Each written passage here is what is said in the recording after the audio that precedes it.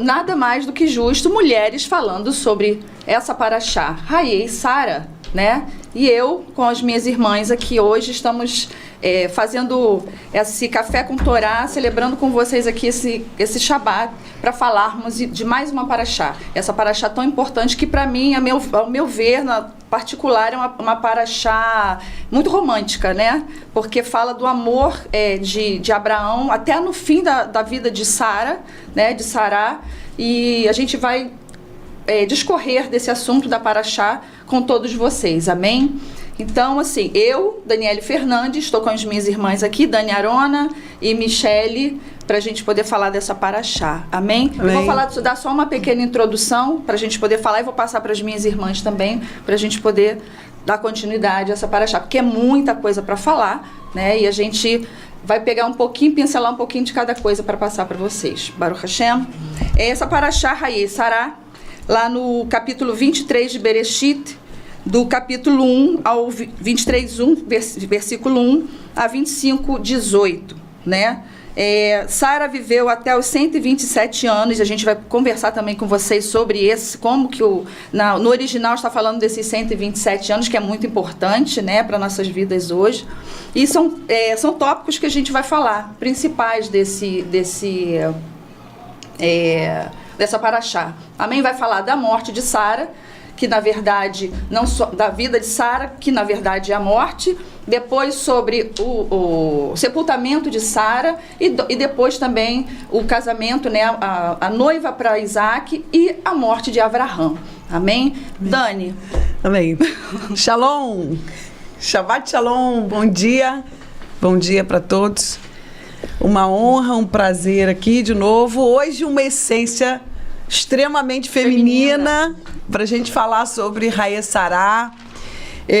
Uma introdução que eu poderia falar sobre o estudo de hoje do propósito de um casal, né? A importância, porque a gente está falando de algo que o Eterno separou para uma família, um chamado familiar, e a importância de você caminhar ao lado de alguém que compreende o propósito, o chamado, né? Exato. Porque nós não estamos falando nem de filho, apesar do Eterno ter feito um chamado para Isaac. Nós estamos falando de um casal que compreende e entende um chamado que era para eles, né? Durante a caminhada, a gente viu também, na semana anterior, a gente está um pouquinho lento, eu estou vendo aqui a imagem, a internet está um pouquinho devagar, qualquer coisa vocês vão escrevendo aí, tá bom? Mas já, pelo visto, já voltou. De um propósito familiar, onde, sim, o seu filho pode ser chamado ou não, no caso, Isaac recebe esse chamado, ele recebe também o chamado, né? Depois a gente vê Israel, Jacó também recebendo o chamado. Mas um caminhar de uma família com um propósito para todos. Inclusive, a gente vê o seu servo, que nós vamos falar sobre ele mais à frente, também com um propósito dentro do plano, da estratégia do Eterno.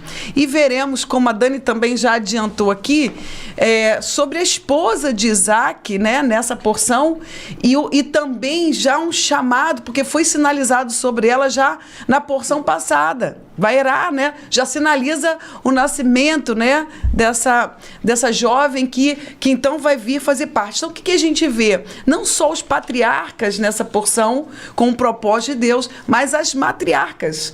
As mulheres foram chamadas não ao acaso, mas também para cumprir uma missão, né? E tudo isso apontando para a redenção e para o Messias. É uma coisa que a gente vê em todas as porções, a gente vê esse apontamento messiânico que nós vamos falar aqui em vários trechos. E agora eu passo para a Michele. Shabbat Shalom, é uma honra estar aqui, né, falando sobre Hayei Sará, a vida de Sara, e como já foi comentado aqui, muitos ensinamentos que falam sobre vida, sobre propósito, sobre família e sobre fé. Então não deixe de assistir até o final e compartilhe também. Curtir e compartilhar. Curtir e compartilhar. Já estou olhando aqui. É importante. Compartilha com familiares, com seus grupos aí de amigos, porque o assunto realmente é muito profundo. Amém. Né? A gente vai começar lá do princípio mesmo, né? Os anos de Sara. Por que essa paraxá... primeiro o nome da paraxá, Hayei Sará. Né? Se é tão curtinho esse pedacinho da vida de Sara, porque ela já vem de um legado, né? Já vem de uma vida intensa nas parashot anteriores, né? E essa agora fala sobre a vida de Sara, mas um pedacinho tão curtinho. E assim, a palavra, né, a Torá, ela logo no início ela fala que Sara viveu até os 127 anos, e esses foram os anos da vida de Sara. Mas no original, eles separam esses anos, né? Ele bota como centena, dezena e unidade. 100 anos, 27 anos, 20 anos e 7 anos, né? 7 anos. E tem uma explicação para isso, né? Os sábios dizem até que a gente vê a literatura, né, judaica, e eles falam que a razão pela qual a palavra anos, né, foi escrita depois de cada casa numérica é para nos mostrar que cada uma delas deve ser compreendida individualmente. Quando ela tinha 100 anos de idade, ela era como quem tivesse 20 anos, né, em relação ao pecado. Assim como aos 20 anos ela não pecara, porque não era possível de punição por atos realizados abaixo desta idade. Da mesma forma, quando ela tinha 100 anos, ela não tinha pecado. E quando ela tinha 20 anos, ela era como uma criança de 7 anos, que diz a respeito da beleza, né? E assim, a gente vê que Sara, apesar de toda a idade dela, ela tinha uma beleza assim... estonteante. Tanto é que o rei, né, de Avimeleque, que muitos dizem, né, que ele queria ter Sara, porque ela, mesmo tendo toda aquela idade dela, o rei Avimeleque queria ter Sara por causa da beleza dela, né? E tem mais uma coisa, Dani, Michele, para poder falar. Me quer falar primeiro? Eu achei interessante porque isso nos ensina que a gente tem que buscar de forma profunda, né? Porque quando a gente lê somente, a gente não entende. Pra gente tá 127 anos. Mas quando a gente vai no hebraico entender o original, a gente começa a se questionar por que tá diferente? Isso. E a gente começa a entender, né? Então, é só para deixar frisada que a importância do original, a importância de você buscar, se aprofundar, estudar, né? Para a gente começar a entender o que o Eterno quer nos ensinar. E a gente, só fazendo uma adenda, a gente me trouxe agora para o nosso tempo, né? Quantas vezes nós mulheres, né, não vimos, a gente encontra com pessoas que a gente não vê há muito tempo, as pessoas, nossa, você não mudou nada, tá nova, tá mais nova. É a luz. A luz do Eterno. E quando a gente realmente mergulha na Torá e a gente busca a palavra do Senhor, isso nos revigora, traz vigor ao nosso corpo, a nossa aparência. Sim. E a gente realmente tem uma aparência que a gente não aparenta ter, né? Apesar de muitas terem uma idade mais avançada, mas a fisionomia, a face não mostra isso, né? Integridade. Integridade. E a Torá nos faz, esse caminho que a gente trilha na Torá faz com que a gente rejuvenesça, assim como Sara estava jovem, né? Porque ela trilhava mesmo, ela vivia os caminhos da Torá. Amém. Amém, fala. Eu tô vendo o pessoal entrar aqui, olha, hoje falamos aqui no começo, hoje a paraxá é uma paraxá com uma essência feminina. É café com Torá. E hoje, quando a gente fala do título, né? A gente vai pro título dessa porção, já no título. Aqui no início a gente já tem muitas revelações e ensinos, como as meninas já colocaram aqui. E eu coloquei duas coisas sobre o título que eu achei importante. Na verdade, na literatura a gente vai achar interpretações diferentes e espirituais do nome. Mas eu vou começar por aqui. Hayei Sará. Nós sabemos, para quem já tem se aproximado, né, conhecido um pouquinho mais do hebraico, a gente sabe que vida é Rai. Né? E aí a gente vê uma forma diferente da escrita, uma forma gramatical diferente. Hayei Sará, né? E aí, o que a gente está vendo? O que a gente identifica com isso? Quando a gente vai estudar, a gente tem aprendido que não passa nada. Tudo que está escrito tem um motivo, tem um propósito, é um símbolo, é uma letra. E aí, quando a gente vai para a forma gramatical, a gente admite-se, sim, aqui é o plural de vida, né? Então, as vidas de Sara, né? O que isso quer dizer? Eu até coloquei uma das referências. Você tem referência em Rashi sobre o que eu vou falar, a gente está falando aqui. Você tem referência no Zohar, você tem referência no Midrash Rabbah. principalmente eu até deixei bem sinalizado, 58.1, que vai falar sobre essa questão de estar no plural. Né? Então, admite... também fala sobre isso. Quando eu leio no plural as vidas de Sara, e a gente vai para as interpretações, e acho que aqui começa um aprendizado para nós com relação a essa porção. Entre muitos significados, eu separei aqui 2, que eu achei importante a gente trazer. Uma interpretação espiritual, porque das muitas vidas de Sara, no sentido, inclusive, que vai conectar com essa forma embaixo, para quem não sabe, Dani já sinalizou, já falou, o texto, no contexto, no texto original, vem escrito 100 anos, 20 anos, 7 anos, né? Isso já mostra, já faz uma conexão com o nome da porção, porque já bota aqui como se fosse mais de uma vida. Sim. E cada característica desse período, né, cada tempo vai ter uma característica. Vai falar de sabedoria durante os 100 primeiro ano, que ele deixa até no singular. Depois mais 20, depois mais 7. Depois a beleza e também a inocência. Então, eles estudam, tentam entender aqui por que o texto vem desse jeito. Essa forma de escrita já conecta as vidas, porque eu já estou olhando para ela e vendo aqui na vida dela mais de uma manifestação, características que ela expressou que foram muito, muito profundas, senão não estava sinalizado dessa forma no texto da Torá. Então, nós precisamos olhar para Sara e entender o que ela passou nesses processos, e aqui daria um estudo mais profundo, que nós faremos no Chá com Torá. Exatamente. Depois eu vou botar aqui no intervalo o link para você que não conhece Chá com Torá. A gente entra, já estamos fazendo uma série só das matriarcas, né, Dani? Então, para aprofundar essa questão da vida de Sara. Então, a gente já vê essa conexão de características diferentes da vida dela que precisamos olhar.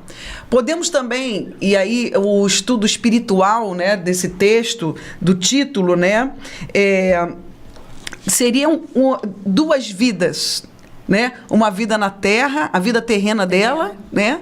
E a vida espiritual dela, né? Aí você poderia pensar... a gente aqui já é levado para um conceito que a gente vê no Novo Testamento de ressurreição. Realmente da confirmação, isso dentro do judaísmo, né? Da confirmação da promessa de uma ressurreição, né? Uma vida, então, na terra e uma vida espiritual, uma vida junto ao eterno, né? Que ela, apesar do início da porção falar da morte dela, a gente está falando, olha, ela teve uma vida terrena, onde ela cumpriu um propósito, onde ali a gente vê características de uma mulher que vale a pena olhar para ela. Ela errou, claro, na sua caminhada. Somos como ser humano. Mas é digna de olharmos para ela e vermos as características que ela tinha que precisamos tirar. Sim. E uma vida espiritual que já aponta, eu até eu anotei uma referência de Lucas 20:38, que é muito interessante, porque era uma filha do Eterno, né? E o texto de Lucas diz que o Eterno, Deus é Deus dos vivos. Sim. Né? E quando a gente fala de ressurreição, nós estamos falando da promessa do Eterno de termos uma vida com Ele após a nossa vida terrena. Então, essa conexão que acontece, apesar da porção começar com a morte terrena, né, de Sara, já faz um apontamento da vida, a outra vida dela. Quando fala das vidas de Sara, uma vida espiritual junto ao Criador, né? Que a gente vai ver o Eterno falando isso por meio já lá dos Evangelhos, em Lucas 20:38, que Ele é o Senhor, Ele é o Deus das vidas, né? Então, apesar de outras explicações, eu deixo aqui uma última. O que a sabedoria judaica, o que a literatura fala sobre esse título? E, por fim, a gente fala do impacto e a replicação da vida de Sara no filho, na descendência, ou seja, através de Sara, nós temos a descendência de Abraão, um chamado, um propósito e a redenção. Então, hoje eu posso ver pela fé, como eu digo que sou filha de Abraão, pela fé, eu também sou filha de Sara pela fé.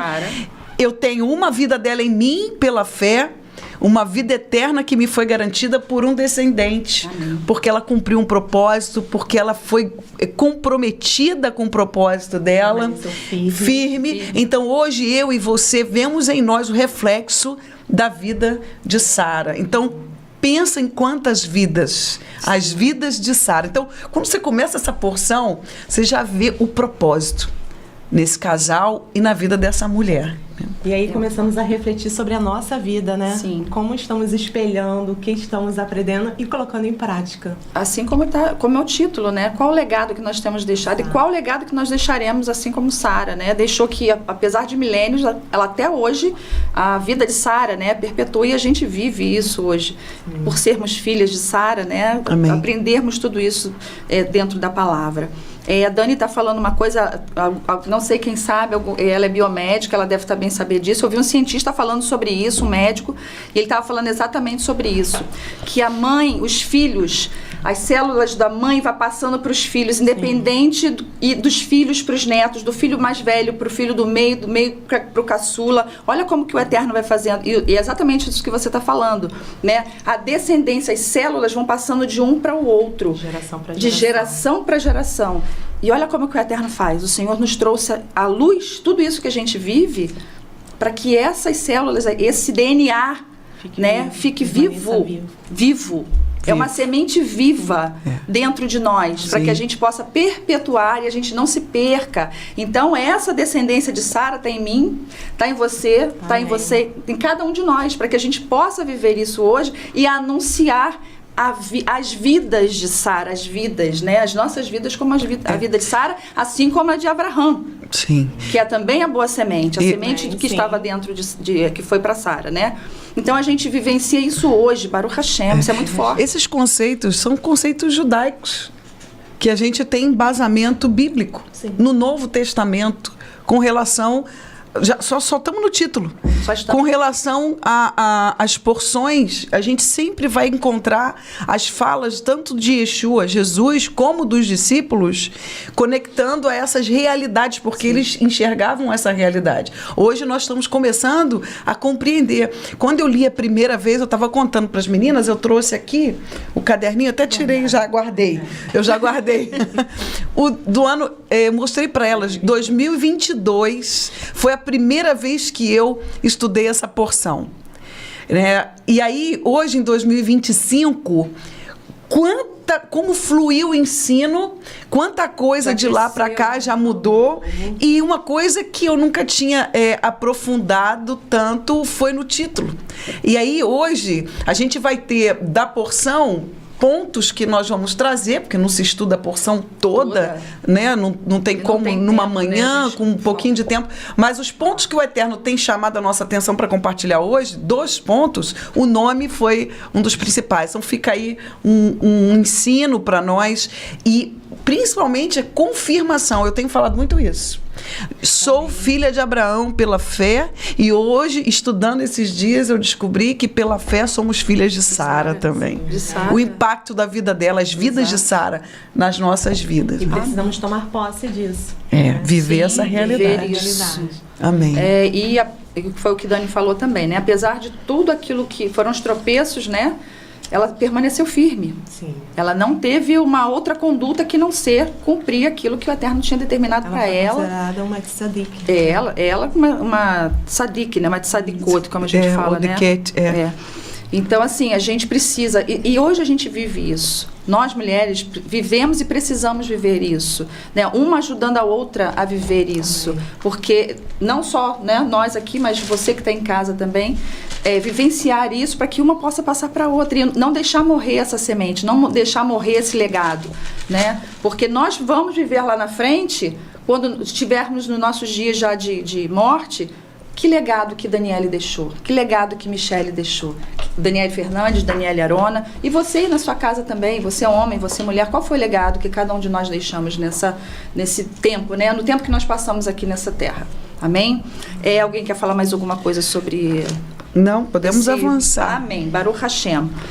E nós vemos também, vou passar aqui, essa porção nos ensina sobre a transição da geração de Avraham e Sara para Isaac, né? E Rivka, que se inicia com a morte de Sara, aos 127 anos, como nós já falamos, e em Kiriat Arba. Você quer falar agora sobre aquela passagem do versículo 2? Vamos lá. Amém? Avançando aqui na porção, é porque nós estamos conversando aqui que o Eterno nos chamou a atenção para alguns pontos, como eu falei antes, e já também no início, logo após o título e falar dessa questão das vidas e dessa divisão que o texto traz, né, dos anos, logo no versículo 2, né, eu vou falar e depois a gente vai mostrar uma imagem. Nós temos, e precisamos ter atenção à forma escrita na Torá, porque existem símbolos que nos passam mensagens. Aqui no Café com Torá, sempre é estudado, né? Ou a contagem, os saltos equidistantes, ou a letra aumentada ou diminuída, né? Que a gente tem no texto. Isso tudo são símbolos, são mensagens que estão falando assim, ó, presta atenção aqui, tem uma mensagem aqui que não está explícita. E aí, isso me lembra muito, eu sempre falo disso, e Yeshua, quando os discípulos não estavam entendendo a parábola da semeadura, um grupo foi atrás dele e falou, olha, nós não estamos entendendo, queremos uma explicação. Ele falou, olha, para vocês eu vou explicar. Porque aquele povo foi atrás, ele quis entender qual era a mensagem que estava ali. Quando a gente estuda a Torá, por conta da aproximação de Israel, nós estamos aprendendo que existem códigos, mensagens que estão aqui guardadas para aqueles que vão buscar, que vão além, né? E aí a gente vê alguns sinais importantes. E aqui neste versículo 2 tem uma letra diminuída, né? Logo no início aqui, que é um Kaf. Eu vou pedir para o Otávio colocar a imagem para a gente. Que a gente, quando vai pesquisar na literatura rabínica, né, quando a gente vai buscar existe um código de escrita para os soferim, que são os escribas, quando eles vão escrever o texto. E aí eu quero mostrar para vocês aqui a imagem. Está aparecendo para o público? Tá? Porque aqui para a gente não tá. Ok. Vocês vão ver aí na tela... deixa eu ver aqui, ainda, isso, agora está na tela. Vocês vão ver aí, eu coloquei uma frase em hebraico transliterada embaixo, Vayavô, Avraham, Lispod, Lesará, Velivkotá. Versículo 2 do capítulo 23. E veio Avraham para lamentar Sara e pranteá-la. E aí vocês vão ver que eu deixei, está em vermelhinho, uma letra, essa letra é o Kaf, que está nesse texto, né? E aí eu coloquei aqui embaixo o que significa essa letra diminuída, porque tem que chamar nossa atenção. E aí quando você vai buscar, vai cavar um pouquinho mais a fundo, a gente vê o Kotá, que é o pranto, com a primeira letra diminuída. Eu deixei até diminuída aqui, né? Kotá, que é pranto. Ou seja, qual é a mensagem? Um choro diminuído. O que isso quer dizer? Nós estamos falando que Abraão, pai Abraão, então, em seu sofrimento e lamento, e naquele momento de luto, esse choro que ele teve, porque ele vai, primeiro vai lamentar por ela, depois ele vai negociar a terra. Nós vamos falar desse lugar, né, lá na frente. Mas o que acontece nesse período de luto que ele está no pranto dele? Eles dizem que esse choro dele foi, de certa forma, diminuído. E por isso essa letra, que é um símbolo para nós, ela é diminuída nesse trecho. Avraham chorou por Sara, mas de uma forma contida. Ela viveu uma vida plena e justa. Então é como se ele tivesse entendido que o Eterno a recolhe no tempo certo. A gente tem uma frase que a gente fala para quem está de luto, né? Baruch Dayan Haemet, né? Que o Eterno é o justo juiz, ele sabe o momento, né? Tem um texto de Ezequiel que fala que ele é o dono das almas, da alma do pai, da alma do filho, ou seja, estamos falando de geração, não há uma alma que não seja dele. Exato. Né? E aí aqui a gente vê, então, foi sofrido, ele sentiu muito, mas ele não foi exagerado, ele teve equilíbrio nesse momento, ele compreendeu o que estava acontecendo, né? E aí ele compreende que Sara morreu como santa, ela cumpriu o tikkun dela. E aí pode voltar para nós, Otávio. O que é cumprir o Tikkun? Todos nós temos uma responsabilidade na Terra de cumprir algo, de ajudar na correção do mundo, de certa forma, principalmente quando você é um filho de Adonai, que você estuda Torá, mandamentos, a gente tem algo para realizar. Cada um naquilo que o Eterno te chamou para fazer. Então, ela cumpre a parte dela na correção do mundo, né? No Tikkun. Ela faz a parte dela não só na questão de dar à luz a Isaac, mas a gente vai ver, por exemplo, a própria riqueza, né? Na Parashá passada foi falado sobre isso, né? Que ele recebe as riquezas por mérito dela, né? Da beleza dela. Da tenda estava sobre ela, sobre toda a casa dela, né?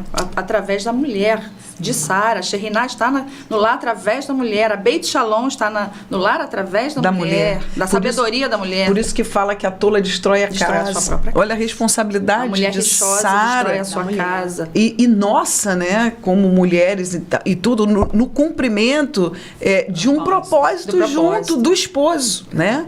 Que, na verdade, eu aprendi que não é um só propósito, são vários propósitos. A gente falou isso, né, no nosso congresso de mulheres lá. Muitos propósitos. São vários propósitos. Sim. E dois atrelados um ao outro, do homem da mulher e da mulher ao homem. E é interessante porque a gente vai ver aqui que nesse propósito entra Eliezer, mas Isaac recebe o chamado dele. E os outros filhos não.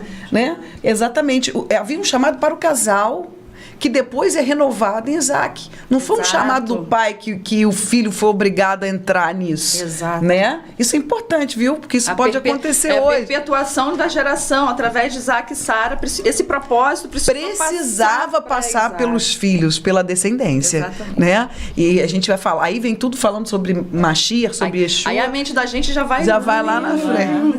Mas o que eu considero importante nessa questão da letra aqui, eu coloco o seguinte... apesar de tudo, ele aceita com uma consciência muito importante de quem ela era na vida dele, mas também de que o Eterno tinha um propósito que ele precisava avançar. Tanto que a gente vai ver, a gente já vai avançar daqui a pouco, logo na frente ele já resolveu essa situação, que a gente vai falar aqui, e depois ele já vai continuar o propósito, focado em conseguir cuidar da descendência. Mas neste momento nós vemos aqui manifestação da vida dela, cumprindo, então, o seu tikkun na Terra. Né? Então, eu queria até fazer um adendo em que você está falando aí, que em algumas literaturas fala também que por questão de Avraham estar em Beersheba, e ela em Hebron, houve um tempo, né, para que ele chegasse a Hebron, e quando chegou lá no velório, né, antes do sepultamento, eles, porque é por costume judaico, né, primeiro fazer um agradecimento, elogiar, né, o morto e depois chorar. E Avraham, quando chegou lá, as pessoas já estavam chorando por Sará, né? E o que ele fez primeiro? Elogiando a Sará e depois chorou.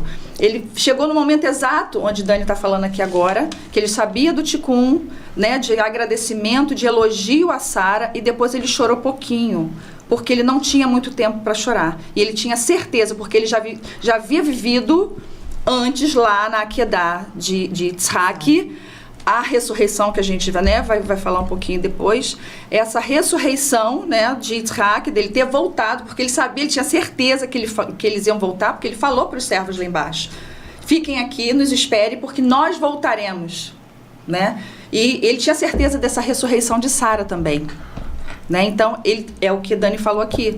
Ele sabia que ela tinha cumprido o tikkun dela. E ele sabia que o legado dela para todas as gerações, a descendência deles, ia perpetuar, ia viver a vida dela, a ressurreição, né? E a gente depois vai falar um pouquinho sobre isso quando chegar na... E título também, né? Porque, na verdade, fala da vida de Sara, o legado que ela deixou, a luz. Ela permaneceu. Quando fala isso, você vai pegar todas as paraxá para frente. Sim. Nós vamos ver o impacto desse nome em todas as porções, porque a gente vai falar da descendência.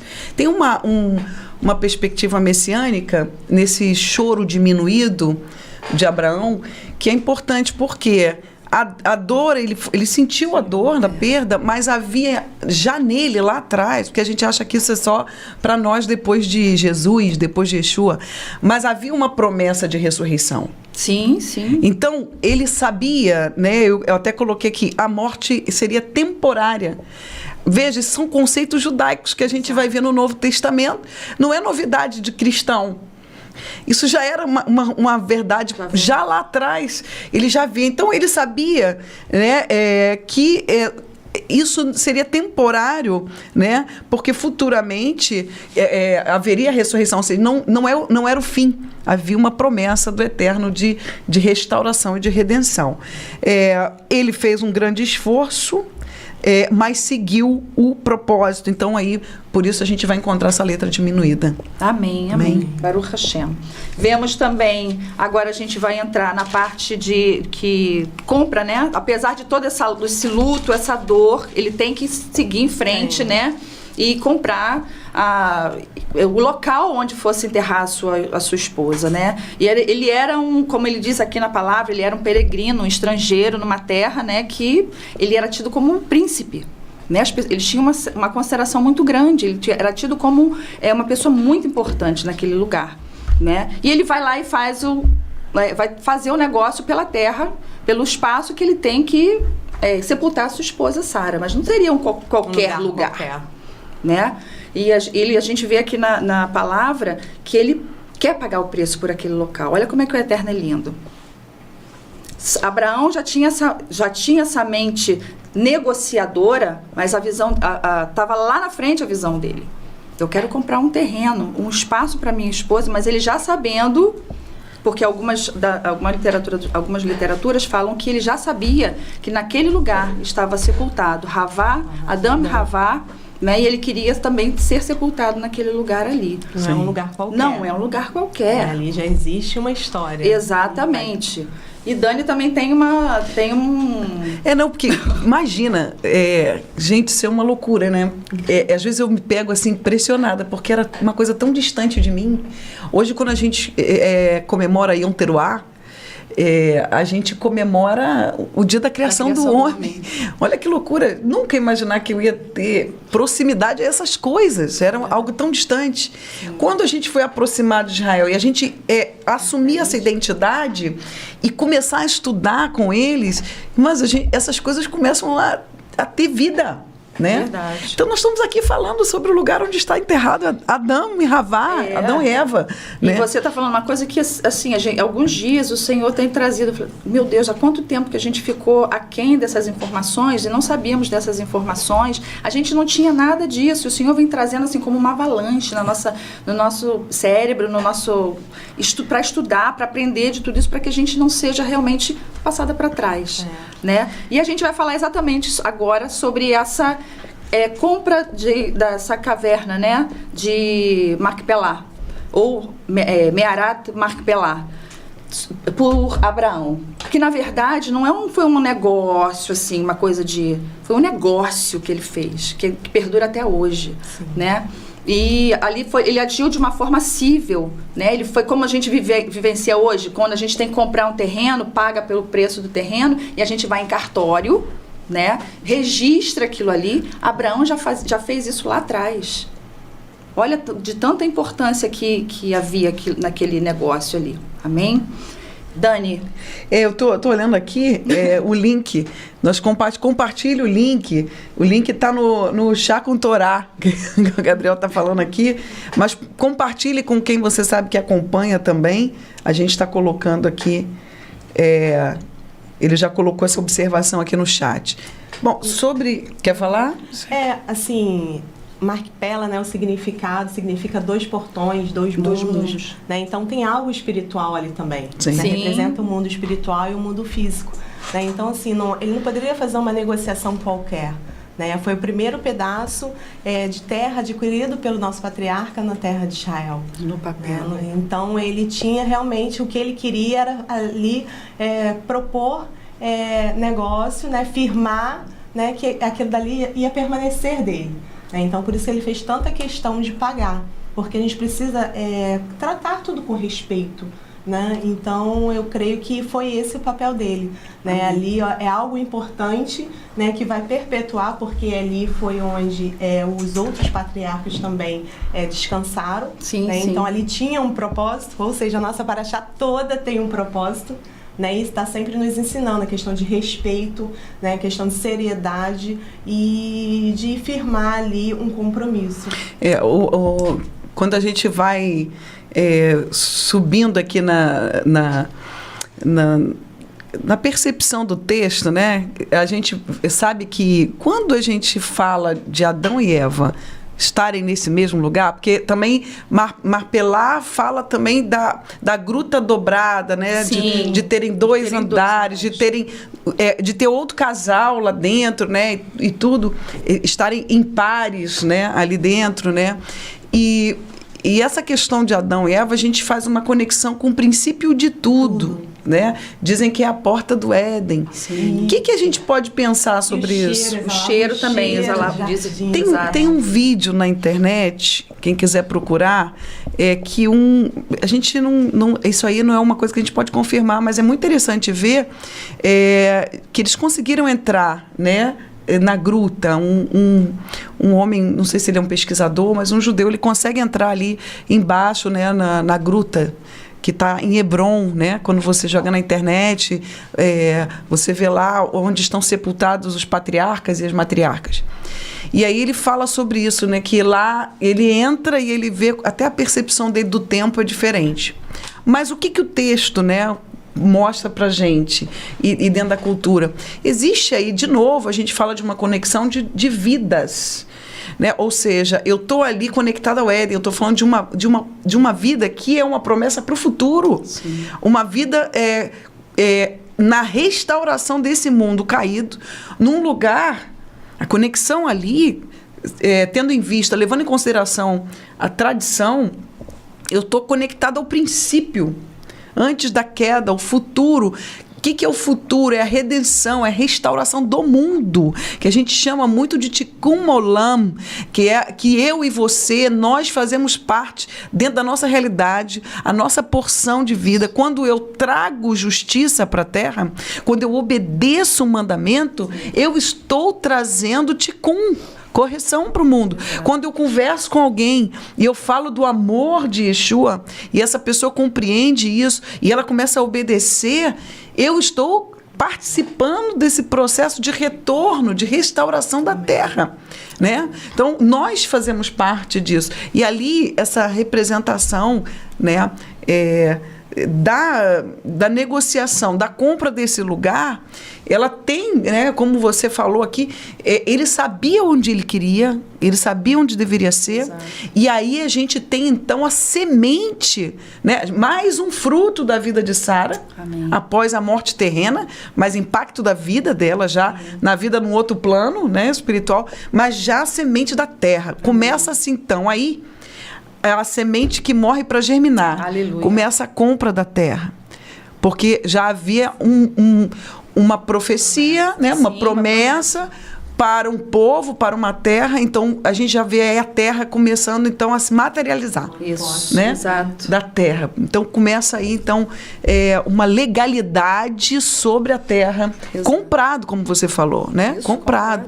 E não foi barato. Não foi. Não. Mais uma vez, ele compreende que tinha que ser. E ele faz isso. A gente negocia isso na nossa vida hoje. Exatamente, negocia. A gente negocia isso na nossa vida hoje. Eu vou falar uma coisa aqui, e tem outra que o Eterno me trouxe em casa em relação aos nossos filhos. Mas eu vou falar em relação a essa situação aí dessa negociação, né, com os filhos com Efron.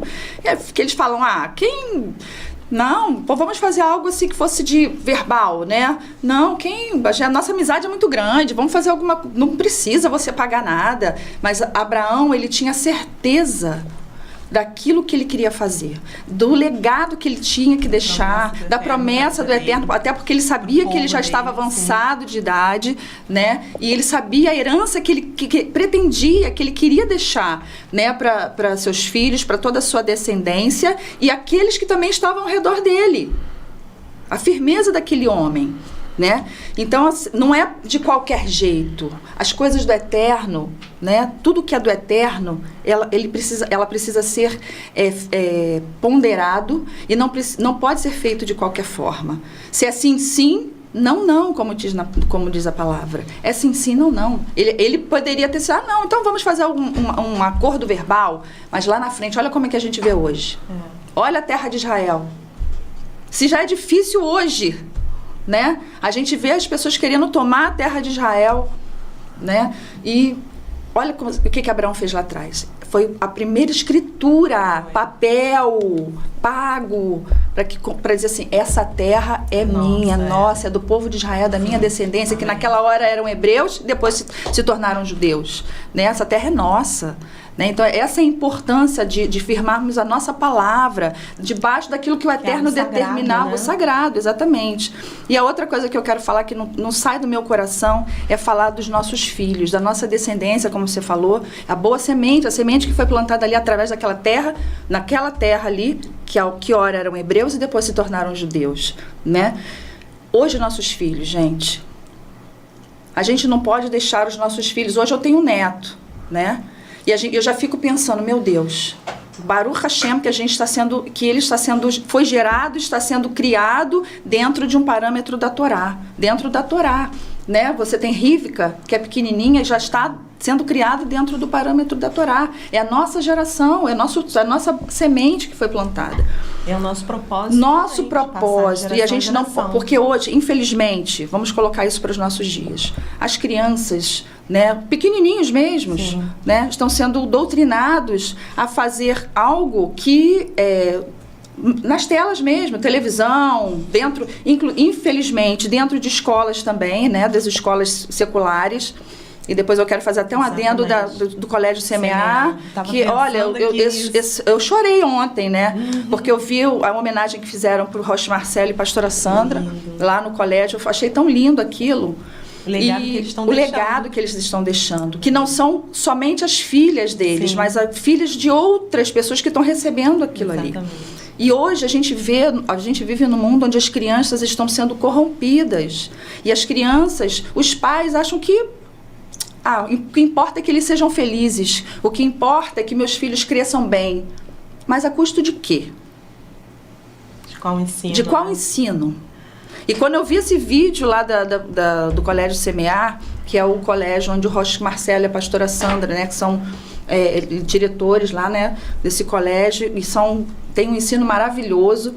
Queria que meu neto morasse perto para o meu neto poder estudar lá, né? Porque é distante. Que estudasse lá. Enfim, mas vai aprover o Senhor eles trazer para cá. Baruch Hashem, a gente ora por isso. Amém.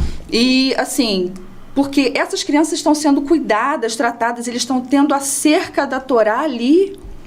É uma geração que os pais podem não entender hoje, mas eles sabem a semente que eles estão plantando hoje. Para que lá na frente, ainda que não sejam seus filhos, como está na palavra, né? Ensina o teu filho no caminho que ele deve andar, que ainda que ele cresça, ele não se desviará. Eles estão ensinando isso que eles ensinaram para suas filhas, para filhas de outras famílias. Para que os pais lá na frente dizem, não importa, eu quero que meus filhos sejam felizes, e não é assim. Essa é a geração de Yitzhak, a geração de Rivka. Né? Para que eles possam ser a semente... crescer, perpetuar e ser realmente crianças e adolescentes que andam no caminho da Torá. Amém.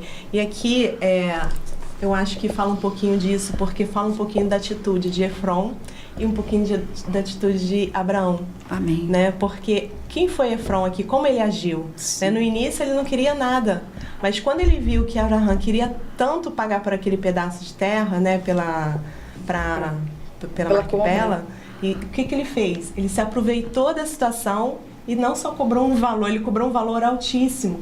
Então a gente precisa ver quem nós somos. Nós somos aqueles que se aproveitam da situação e queremos, né, sair ganhando, né, ou somos aqueles que somos justos, que procuramos ser justos. Né? Então, assim, vocês falando sobre a geração, me remeteu a esse entendimento aqui. Né? Eu acho que a gente precisa rever quem nós somos. Né? Por quê? Porque na hora que nós formos ensinar, a gente vai ensinar exatamente isso. O que está dentro do nosso coração? Né? Então, e aqui, embora esteja um pouco oculto, mas quando você começa a ler, o próprio Rua começa a te explicar, né? Te dar um entendimento. Exato. Né? Então, porque quando você começa a ler, você acha assim, nossa, ele é tão bonzinho. Não, ele não é bonzinho. Não era bonzinho. Né? Tinha um interesse por trás. Tinha algo por trás. Então, exatamente por isso que Abraão, ele firmou, né, aquela assinatura ali, ele quis tanto entrar ali, não, eu quero pagar. Porque ele sabia com quem ele estava lidando. Isso aí. Né? E 400 shekels não era um pouco... Não era, exatamente. Era muita coisa, era prata. Para aquele que não queria nada, ele poderia pelo menos fazer um preço justo. Né? Ele foi além, porque ele sabia que Abraão ia pagar por aquilo. Amém. Baruch Hashem. E a gente pode avançar um pouquinho? Vamos lá. Vamos lá para Eliezer. Amém. Vamos lá para Rivka, né? Quando, mesmo diante de toda aquela turbulência, né, na mente de Avraham, a morte de Sara, o sepultamento de Sara, agora ele vai até Eliezer, seu servo fiel. Ele se preocupou com o filho. Sim, né? ele queria... Como vai ser o futuro ele do meu filho? Exatamente, que aquela semente que o Eterno tinha dado como, né, promessa aos 90 anos de Sará, né? E ele sabia que aquela promessa precisava ser cumprida, porque o Senhor tinha falado para ele, assim, você será pai de nações, pai de multidões. E aquela promessa precisaria se perpetuar. Como eu já falei aqui, ele sabia que ele estava com os dias findados, já era idoso, né? E ele precisava realmente viver em Isaac a promessa. Amém? Dani também tem o pessoal está pedindo para a Michelle falar um pouquinho mais perto, está longe o microfone. Aí. Eu acho que, assim, falar sobre... Vamos lá, estamos avançando, né, na porção. Vamos lá. Capítulo 24 já, né? Que é algo muito especial, gente, essa ida de Eliezer, né, quando ele manda, Yaakov fala com Eliezer, seu servo fiel, né, e era um homem íntegro também, apesar de ele saber que, mesmo vivendo todos os anos, que o desejo dele de Eliezer é que a sua família fizesse parte da família de Avraham, mas o Eterno tinha um outro propósito. Amém. Amém? Vamos lá? A gente vai ver, vamos. Eu estava procurando aqui, fiz uma anotação para quem está estudando, a gente vai ver um termo aqui importante para a gente pensar. Agora a gente fala dessa descendência, a gente já está falando, então, Abraão levanta do luto e vamos seguir. Isso tudo é ensinamento para nós, né? A gente vê esse comportamento de Davi também. Sim, também. Depois de uma grande perda, qual o tipo de comportamento que a gente precisa ter, né? Que às vezes a pessoa perde alguém e fica desesperado, né? A Haftará dessa paraxá fala exatamente sobre isso. Exato. A Haftará, a primeira reis. É a referência, né? Porque assim, a gente precisa compreender o Deus que a gente serve e também entender que o propósito não acaba. Né? Ele sabe o tempo de cada pessoa, né? E aí ele então segue o propósito. Eu já tinha terra, acabamos de passar. Bom, vamos continuar a cumprir. Seguir, e agora vamos para a descendência. Olha, e Deus está construindo algo aí, né? E aí é interessante porque nesse contexto fala muito de comprometimento, né? Comprometimento. Agora a gente entra em Eliezer, comprometimento de todos à volta. O propósito era tão grande que a todos. Você imagina ele com os servos, os filhos e todos viviam aquele compromisso de Abraão. Né? E Sara. E aí eu fiz uma anotação, já falando de um alto nível de comprometimento, né? E ele vai chamar esse servo mais antigo, não era um jovem, uma missão tão grande, outro ensino. Existem situações, irmãos, e até conversas que nós precisamos saber para quem e com quem. Né? Aqui ele está buscando alguém que teria condições de cumprir aquela missão. Existem missões que às vezes não chegaram à sua mão, não chegou à minha, porque não estamos prontos para isso. Então, quando você olha para esse chamar de Abraão para Eliezer, a gente vê, havia um comprometimento que precisava de um nível muito alto. E aí, nós não entendemos o que acontece aqui quando ele pede um juramento de Eliezer, porque a gente não tem, é diferente da nossa cultura. A gente não entende o que acontece ali. Quando ele fala, olha, você vai pôr a mão embaixo da minha coxa e vai fazer um juramento. que estava acontecendo ali, né? A gente lê, hoje a gente sabe o que estava acontecendo ali. E eu até fiz uma anotação que Ramban, que é um rabino, um estudioso da Torá, Ramban Narmanides, ele vai dizer que a gente não compreende o que aconteceu ali, porque não era a nossa cultura, a gente está em 2025, mas o que estava acontecendo? Ele diz que foi um juramento muito apropriado. Sim. Extremamente espiritual. Então, quando ele põe a mão embaixo, aí a palavra é tahat, que é embaixo mesmo. E ele fala yarek, que é ou coxa ou lombos, ou órgão reprodutor masculino. Então, ele põe a mão embaixo. Nossa, que isso?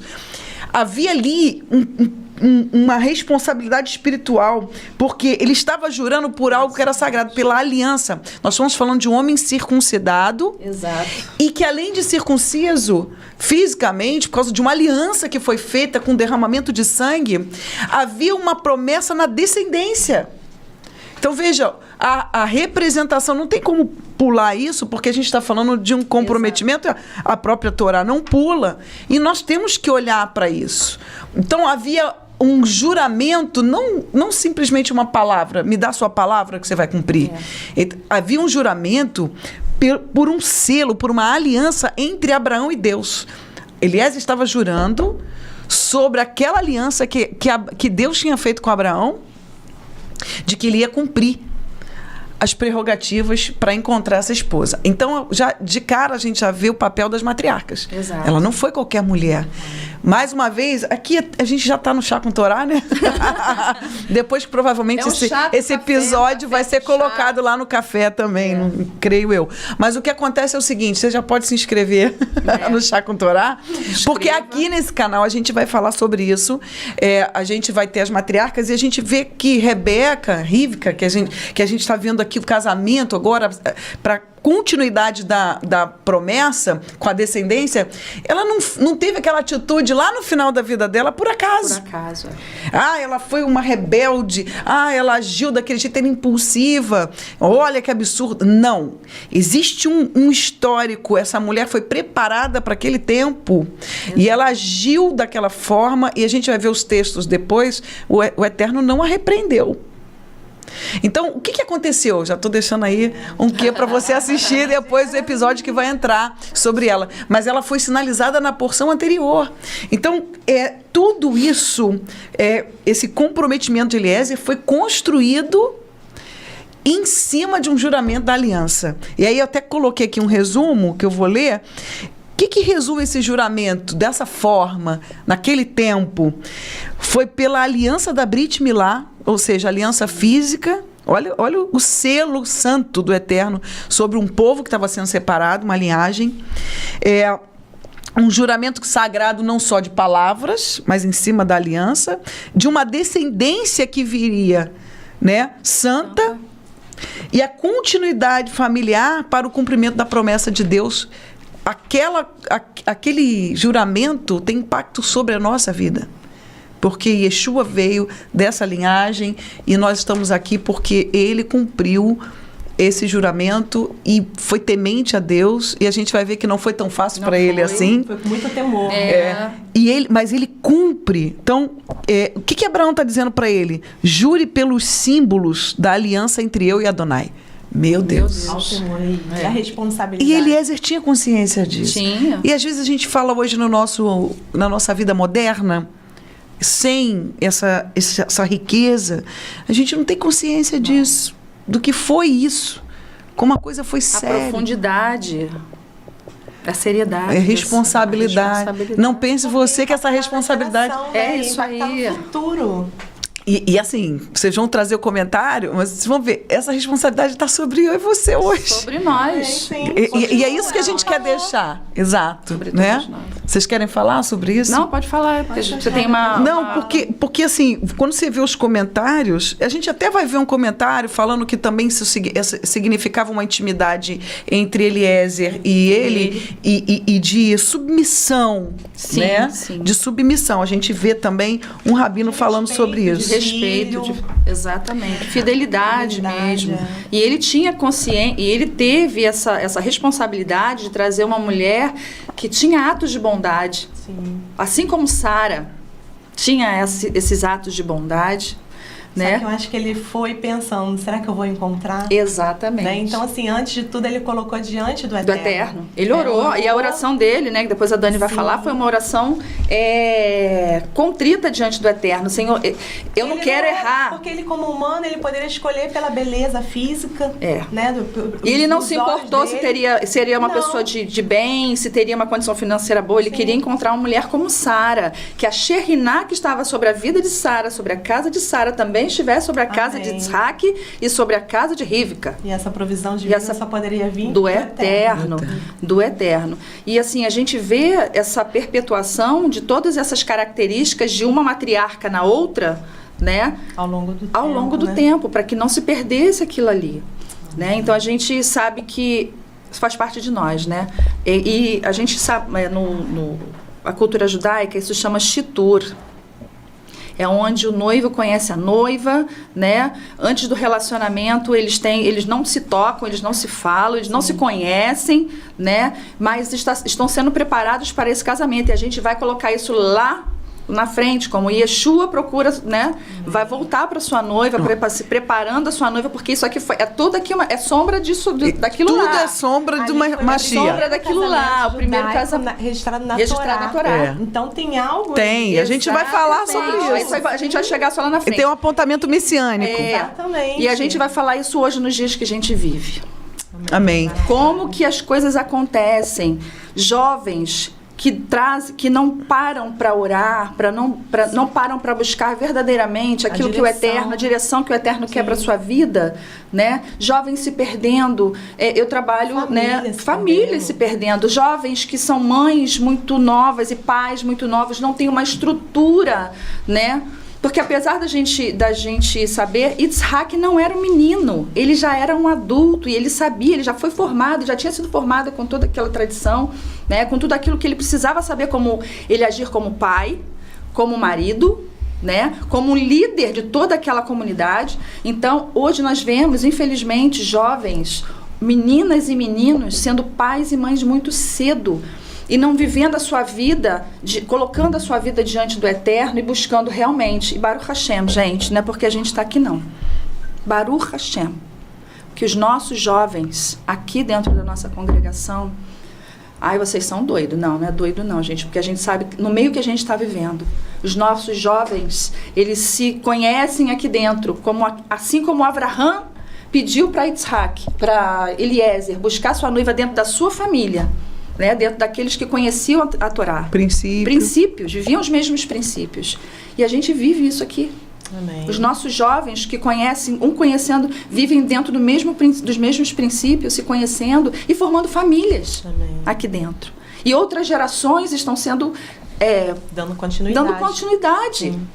Né? E a gente, infelizmente, né, onde eu trabalho, eu vivo com crianças e adolescentes, e que a gente vê, infelizmente, meninas, crianças, gerando filhos e não sabe o dia de amanhã. Essas crianças não têm psicológico, não têm emocional preparado para vivenciar aquilo que o Eterno tem preparado. É o que o mundo está oferecendo. O mundo oferecendo. Então, é importantíssimo esse conhecimento para depois, lá na frente, não ter um casamento frustrado, não ter um casamento que não é uma família, né, que não tem andamento, ou não vive dentro dos princípios do Eterno. Então, isso é muito importante. Isso é um shitur que a gente, que é na tradição judaica, a gente vive isso. Eu posso dizer que eu vivi isso com meu marido, né, e a gente se casou, um pouco do meu testemunho. A gente se casou, quando a gente se casou, a gente não se tocou até o dia do nosso casamento. Nem assim, de fazer assim, A gente vivenciou. Nosso casamento foi um casamento judaico. Assim como o noivo e a noiva nós ficamos uma semana sem se ver, sem se falar, apesar de congregarmos no mesmo local. A gente não se viu durante uma semana, a gente não se falou durante uma semana. E a gente só se viu no dia do casamento, ele só me viu quando estava entrando já, que a minha mãe me deu para ele lá no altar.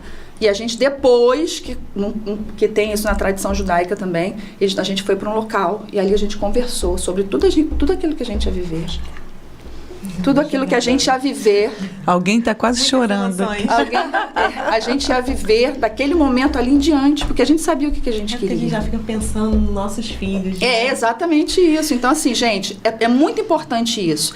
Eliezer tinha esse propósito, essa responsabilidade de trazer a esposa que o Eterno tinha preparado, que ele pediu sinais ao Eterno, né? Sim. Então é importante a gente pedir sinais ao Eterno do homem e da mulher que a gente quer, né, quer casar. Quando a gente pede sinais, quando a gente pede a direção do Eterno, ele nos dá muito além do que pedimos. Foi o que ele fez. Muito além. Né? Ele deu a Rívka, que já era dentro da família, fazia parte da família.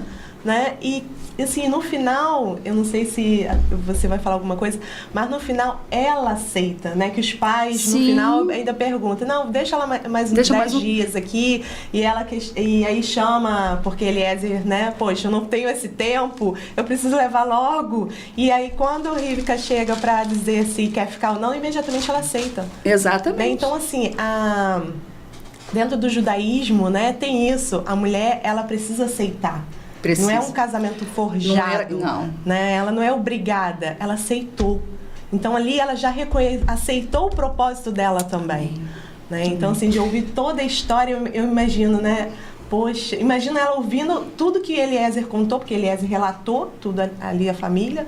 Então eu imagino como assim, o coração dela deve ter assim, né, aquecido. Eu quero viver isso. Eu quero viver algo novo, eu quero conhecer mais esse Deus. Né? Exatamente. E assim, quando o Eterno dá que Eliezer pede os sinais do Eterno, que ele fala que ele queria beber água, que ela fosse servir água só para ele, né? E ela vai além, ela serve água aos camelos. Quando fala da água, fala da purificação da noiva, sim. Né? Que a gente vai falar lá na frente, da purificação da noiva. A água simboliza, na verdade, a Torá, a purificação da noiva. Ela estava se preparando, aquela água não era só para Eliezer, né? Como a gente vai ver aqui, o Shali era o enviado do Eterno, mas ela estava se purificando, se limpando, tirando tudo aquilo que as mazelas no meio onde ela vivia, para poder se apresentar, olha aqui, para poder se apresentar para o seu noivo, para o seu futuro marido. Sim, porque ela seria a segunda matriarca. Segunda matriarca, a né? responsabilidade. Com um coração bondoso, um coração hesed. Amém, né? Com atos de bondade. A gente fala bastante dela, né? E de quem ela foi, e do comportamento dela. Nesse episódio das matriarcas que vai vir. Bom, quando a gente olha... Não, então, a gente está vendo... Dani tem umas coisas profundas. Não, a gente eu ia falar dos filhos lá no final, porque o Abraão tem uma atitude com os filhos lá no final, né? Sim, sim. De organização da casa dele antes dele ser recolhido também. Mas, assim, quando a gente olha para Eliezer, assim, a gente, no apontamento messiânico, eu estou lendo, pessoal, porque eu estudando, eu coloquei algumas coisas importantes aqui que eu não quero deixar passar. Então, amém. Por isso que eu vou ler. Então, Eliezer tem uma missão que tem padrões messiânicos. E aí, espirituais messiânicos. Eu estava olhando aqui, ó. Primeiro, quando a gente vai ver, olhar a literatura, ele foi o primeiro enviado. Olha quanta coisa primeiro nessa força. Primeiro Shalia, primeiro enviado. Aí tá. Quando a gente ouve essa expressão, a gente já lembra da gente. A gente já começa a vir, já faz a conexão com o Novo Testamento, né? Porque nós fomos enviados por Yeshua também, né? O mestre. Aí olha que interessante. Como Shalia, um mensageiro enviado, ele tinha o poder do seu mestre. Ele tinha autoridade de Abraão. Ele saiu imbuído com uma autoridade. Não só com uma missão e compromisso, mas ele tinha uma autoridade. Né? Tanto que é ele que entrega os presentes, ele negocia em nome de Abraão. Né? E veja que não é mera coincidência do que a gente vive. Aí, por isso que eu falo, olha, que lindo o compromisso desse servo Eliezer, que história maravilhosa. Essa história, ela está linkada comigo, com você, com a gente. Hoje.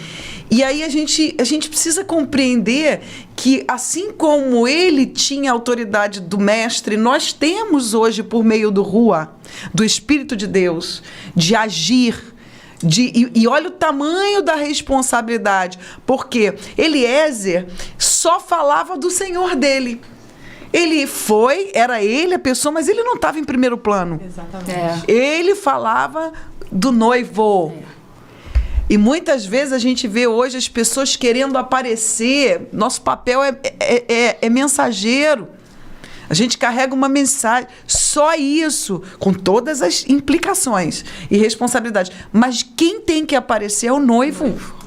O noivo. Porque nós estamos trabalhando na preparação da noiva. Somos agentes. Como Xalia, a gente vai ver em toda a palavra, até o próprio Messias Yeshua tem posições diferentes, às vezes é sacerdote, às vezes é o próprio sacrifício. Isso acontece com a gente. Somos a noiva, mas somos também agentes dessa restauração, da preparação, da vinda dele. Então, com um apontamento messiânico, a gente consegue enxergar em Eliezer a nossa missão hoje. Né? E aí eu coloquei, ele age com a autoridade de Abraão, ele fala do noivo. Olha aí, a autoridade do pai que a gente recebe por meio do Espírito, a gente fala do noivo. É isso que a gente tem que anunciar. Prepara o caminho para a geração seguinte cumprir o propósito divino. Amém. Hoje, eu e você, nós preparamos o caminho para a próxima geração. Né? E aí eu fiz uma anotação, assim como Yeshua nos enviou.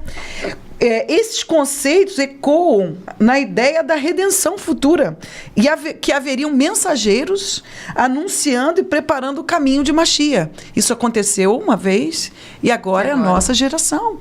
Então, essa responsabilidade de Eliezer, ela está sobre a nossa vida. A vinda de Mashiach dependeu e depende hoje da continuidade da semente de Abraão. Amém. Isso a gente não pode esquecer, porque durante quase 2000 anos, não chegou a isso, houve um equívoco de entendimento espiritual acerca disso. Mas nós precisamos da continuidade, porque é o que foi planejado. Então, não tem como botar essa descendência diante dessa importância toda. Aí vem o descendente ungido, Yeshua, o Messias, e aí ele joga fora todo esse projeto? Não faz sentido. Então eu até coloquei, sem Rebeca, que ele está indo buscar Rívca. Sem Rívca, Isaac não teria descendência. Sem descendência, não haveria Israel. Sem Israel, não haveria Mashiach. E sem Israel também não vai haver a segunda vinda. Tudo. Sim. Essas são as vidas de Sara. É o impacto. É o impacto de tudo isso. Então, no tempo dele, ele preparou o caminho. Ele cumpriu. E nós vamos falar no final. Não foi fácil.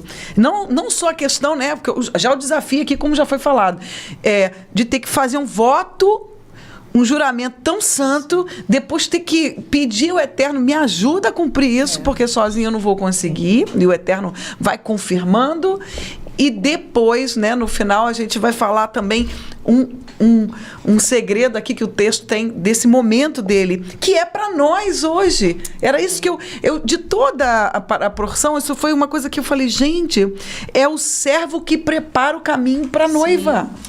Para levar a noiva para o noivo. Olha como isso tem a ver conosco. O servo que precisa preparar esse caminho. Agora é a nossa vez de cumprir esse papel messiânico. Então ele pede a ajuda de Deus. Ele não é a figura central, mas auxiliador para conduzir o povo, ou seja, a noiva, ao filho. Ele não fala por si, mas sempre fala do filho, do seu Senhor. Olha que coisa linda. Esse é o nosso papel. A gente fala sempre do filho do nosso Senhor. Ele se abdicou dele, da vontade dele, de si, para poder falar do noivo. Que é o que a gente precisa cumprir hoje. Veja, olha aí Yeshua e toda a história da redenção nessa porção. Quantas coisas a gente já vai vendo, não só de ensino para o dia a dia, como filhos, como uma mulher, né? Como um homem que não abre mão de um propósito, uma missão, como alguém que se submete, mas junto e paralelo a gente vai trazendo os apontamentos messiânicos da redenção. Amém. Porque assim, a Torá, quando a gente está lendo, a gente tem que olhar com os olhos espirituais. Sim. Né? São revelações que dadas pelo próprio Rua. Podem estar se perguntando, mas tudo vocês veem em Yeshua? Tudo está Mashiach? Sim, a Torá fala sobre ele o tempo todo. Né? Então, assim, quando a gente está estudando, a gente realmente precisa pedir a revelação. Né? Os sinais, buscar, como a gente falou no início, o original, porque é muito importante. Porque aqui estão as informações e conforme vão tendo outras traduções, às vezes são traduções que não estão ao pé da letra do original. Exato. Né? Então ela sai um pouco do caminho e acaba o quê? Trazendo confusão. né? Então, por isso que é importante buscar, né? Buscar mesmo na fonte. Amém. E é por isso que a gente vê hoje, infelizmente, né, vários outros locais, né, outras denominações. Uma fala uma coisa, outra fala outra e nada se encontra. Por isso que a gente com o precisa estar eterno, ali firme, aquilo que tá na Torá. buscando a verdade.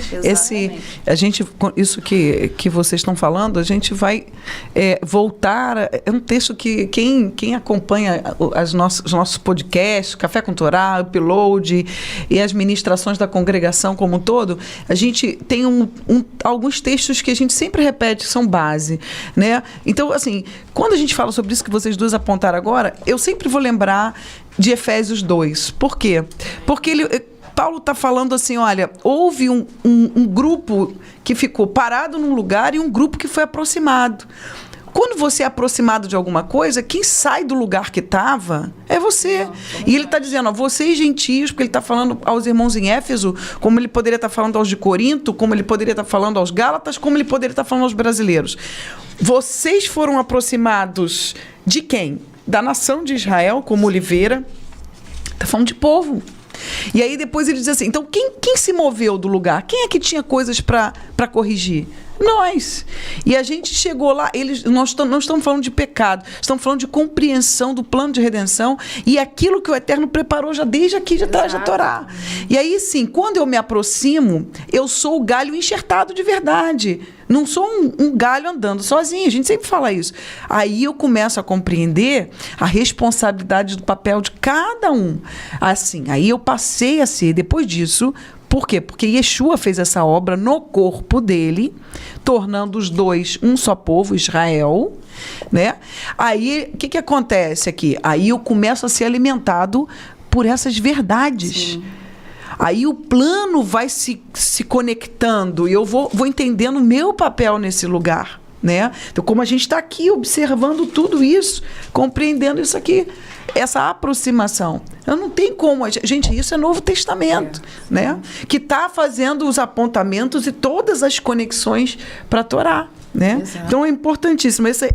Era importante fazer mostrar essa realidade de Eliezer, que ela está em nós até os dias de hoje também. Amém. Né? Dani, você quer falar sobre aquele pedaço da Torá que você tira, que são as duas palavras, né, que tem aquele diferencial, aquele... Eu ia deixar isso até para o final. Tá. Porque tem uma...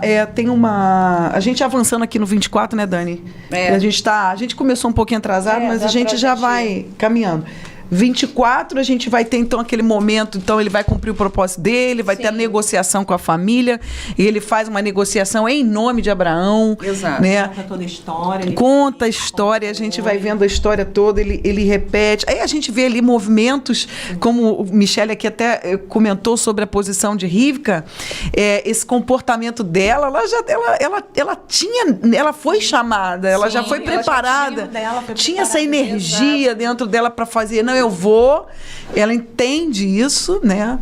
E aí a gente percebe, então, nos detalhes desse texto, ali até uma coisa para tentar, de repente, não impedi-la, mas, assim, de reter ela, e ela, não, nada vai me reter. Gente, isso tudo é ensinamento para nós. E é muito forte, a gente vê isso em nós.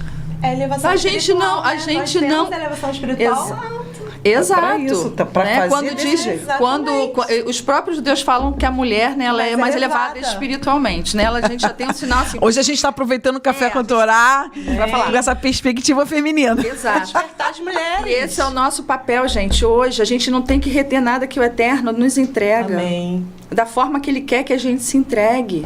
Ele não quer, porque o nosso Mashiach, o nosso Goalém, o nosso resgatador, ele vai voltar, ele vai procurar essa noiva que deseja encontrar com o seu noivo. Amém. Encontrar com o seu... Amém. Estar na presença dele. E a gente tem que ter um coração como o de Rivka. Desejar. Desejar encontrar com o nosso noivo. Aquele coração bondoso, que independente de quem está olhando, eu estou fazendo, porque quem nos vê... Exatamente. Ele nos conhece no interior. Exatamente. E nada pode reter. E essa fagulha divina, ela está em nós. Amém. Essa fagulha divina está em nós, como estava em Rívica, porque ela poderia estar longe, não conhecer, né, tantos anos, ela nem conhecia talvez a descendência dela que estava lá, longe de Abraão, porque eles foram separados muito, muito cedo, né? E ela não conhecia, ela não sabia quem ela podia ouvir falar, só de ouvir falar, mas ela não conhecia de estar andando com Abraão, com Sara, né? E assim é a nossa vida também. A gente tem um caminho com o Eterno, a gente tem uma caminhada com o Eterno, e o Eterno vai nos mostrando a cada dia, olha, eu quero que você prossiga por esse caminho. Vai por esse caminho, porque esse é o caminho que vai te levar ao teu noivo. Deseja encontrar o teu noivo. E a gente estava no dia da nosso congresso de mulheres, né, que eu estava sentada num cantinho, o Senhor me fez ter uma visão ampla de todas as mulheres ali, que eram 120 mulheres mais ou menos, né, Dani? 115 mulheres. Gente, vocês imaginem 115 mulheres. E o Senhor me fez ter uma visão ampla daquelas mulheres ali, se o Mashiach voltasse ali naquele momento. Aquelas mulheres ali, cada uma com as suas características, né? Olha só, aquelas mulheres nós mulheres ali estávamos sedentas por conhecer a palavra, por estar ali, buscando a palavra, querendo buscar mais do Eterno. Esse é o desejo que o Eterno, que o nosso Goalena, o nosso noivo quer que a gente tenha. Assim como a gente se apaixona pelos nossos maridos, que a gente se apaixonou, que a gente amou pela primeira vez os nossos maridos, que a gente tinha o desejo do tempo todo de estar com eles, de se encontrar com eles, se arrumar, né, de se adornar para estar com os nossos maridos. Assim é a gente também tem que ter esse desejo de querer encontrar com o nosso noivo maior, né? Que é o nosso Yeshua. E a própria Rivka, ela nos ensina isso de forma espiritual, né? Porque ao encontrar Isaac, antes de chegar se aproximando da presença dele, o que ela faz? Ela coloca o véu, né? Isso é respeito. É assim que a gente precisa estar diante do nosso Yeshua. Tem um episódio também sobre o véu que vai vir aí logo. Mas assim, algo aqui que Eliezer faz, que 2 ações dele que eu acho que a gente pode tirar para nós. No 24, versículo 21, diz assim: o homem observou-a em silêncio, esperando para saber se Adonai tornar a sua viagem bem-sucedida ou não. Observando em silêncio, né? Há momentos que a gente precisa parar e observar em silêncio a situação, as circunstâncias à nossa volta, para ver como agir, por onde ir, o que fazer. Né? Eu achei isso. Ele já tinha orado, ele já tinha feito tudo, e ele estava observando o que estava acontecendo para entender se era o tempo, se era ela ou não. Eu achei isso muito interessante. Acho que isso já foi até comentado em outros cafés com Torá, que eu achei muito legal. E uma outra, o foco na missão, né? Então ele é chamado para a casa deles e tal, antes da negociação, chama ali, eles conversam, aí ele tem que, eles chamam para almoçar, né? E aí ele diz assim, no versículo 33, no entanto, quando a refeição foi servida diante dele, ele disse: não comerei até dizer o que eu preciso. E aí, por que eu estou falando isso? Porque, gente, esses comportamentos, nós começamos falando lá de Sara, que as mulheres, se teve aquele monte de apontamento no início da porção, porque nós mulheres precisamos olhar para ela, entender algumas coisas que ela fez durante a vida dela. Agora a gente olha para Eliezer e o comportamento dele é para todos, homem e mulher. Ele era um enviado, ele falou da missão, o enviado fala da missão, não fala de si. E segundo, ele observa, depois de orar, de uma vida, né, o cara tinha uma vida temente, ele foca no que ele tinha que fazer primeiro. Então, primeiro é a missão. Eu preciso falar, porque às vezes alguma coisa da vida distrai a gente, né? Várias coisas. Se você trouxer isso para hoje, Deus te dá uma direção, algo que você precisa fazer. Remete ao Yeshua. Comenta, quer falar? Porque qual a missão de Yeshua quando ele veio? Né? Então, assim, ele veio, ele focou na missão dele. Por mais que a carne dele, em algum momento, né, gritou, mas ele focou na missão. Né? Então, quando ela estava falando aqui, eu estava vindo Yeshua na minha mente. Né? Ele tinha um objetivo, ele tinha um tempo para cumprir. E a gente precisa olhar para a nossa vida para não deixar que nada nos distraia. Assim, agora você trouxe a passagem de Yeshua lá quando foi fazer o jejum, e Sarraçatã oferece a ele alimento, né? Nossa. O pão. Coisas para distrair. Coisas para distrair, Fome, com sim. fome. Não, e a gente já fala de comida, nós estamos falando de necessidade básica. Necessidade básica. Exatamente. Ou seja, nem a nossa necessidade básica pode nos remover ou nos distrair do foco daquilo que nós temos hoje como missão, como enviados, como Aleluia. Shalia. Nós estamos vivendo os últimos dias. Isso foi sinalizado por Paulo, não só Timóteo. Eu agora não lembro todas as referências, mas que nós seríamos distraídos com as coisas cotidianas. Nós estamos falando de coisas básicas. Mas o nosso coração precisa funcionar o tempo todo, daqui para frente, porque nós estamos vivendo os últimos dias focados, tudo que a gente faz, as decisões que a gente vai tomar, conectados ao que está acontecendo à nossa volta. Né? E antes até de comer, eu preciso pensar primeiro na missão. É isso aí. Isso aí. Né? Amém. Baruch Hashem. E depois, Pode falar. Não, a gente tem a parte que ela vai encontrar com Isaac. Isso. Né? E vamos continuar aqui ou vamos... Não, se quiser falar, pode falar da parte que ela encontra com porque Isaac. ali quando ela se encontra com Isaac, né, ela coloca o véu em respeito. Né? E depois na Torá fala que eles foram para a tenda de Sara. Né? E ali, então assim, quando ela volta para a tenda, Aqui, Michele, o microfone. quando ela chega na tenda de Sara, tudo se renova, né? Então assim, volta a dar luz, e ali mostra o legado de Sara passando para Rivka.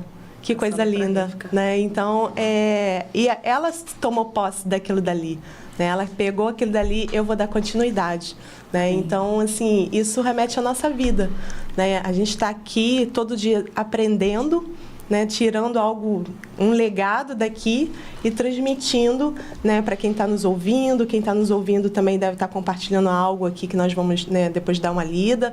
E para nossa família, né? Para os nossos filhos.